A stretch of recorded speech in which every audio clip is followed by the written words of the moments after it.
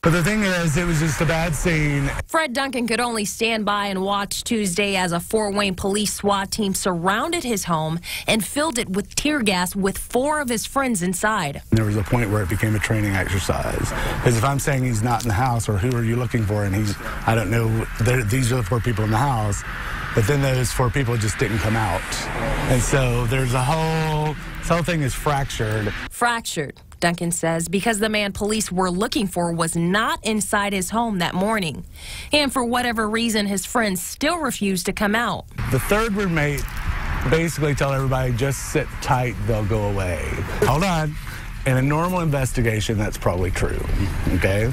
If they're just showing up and they're questioning people. But when the tank rolls in to the backyard and then the megaphone starts, I don't think that's exactly the case anymore. The man police were looking for that day was actually 30-year-old Tracy Baker.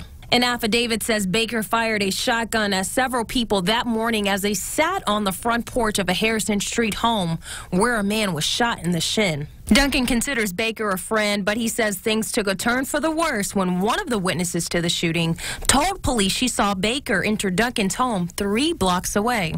I'm not sure if he was involved with it or not. I did not see any of that. But she walked the police officers over here and pointed at my house that he had gone in the house, and he had not gone in the house. Sergeant Sophia Rosales Catina says they could only go with the information they had at the time. Hindsight's always 20/20 in these situations. These incidents are always rapidly evolving. They're very dangerous, highly potential for danger. We've already had someone being shot at. So, you know, we go as we can with the information provided as we get it.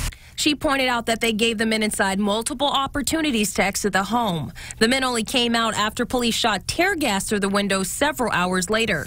Most people should know if you're not wanted by the police, you just should leave the house. My one friend did not.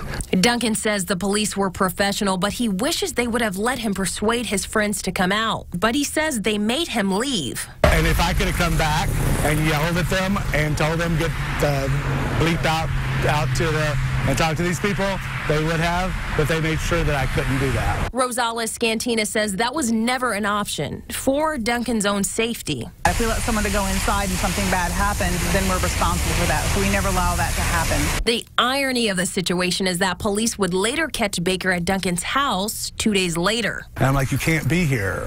You got to go. This is probably the worst place for you to be, and as well for you. Duncan says Baker kicked in his door after he asked him to leave, and that's when Duncan called the police. What did he expect when he came through?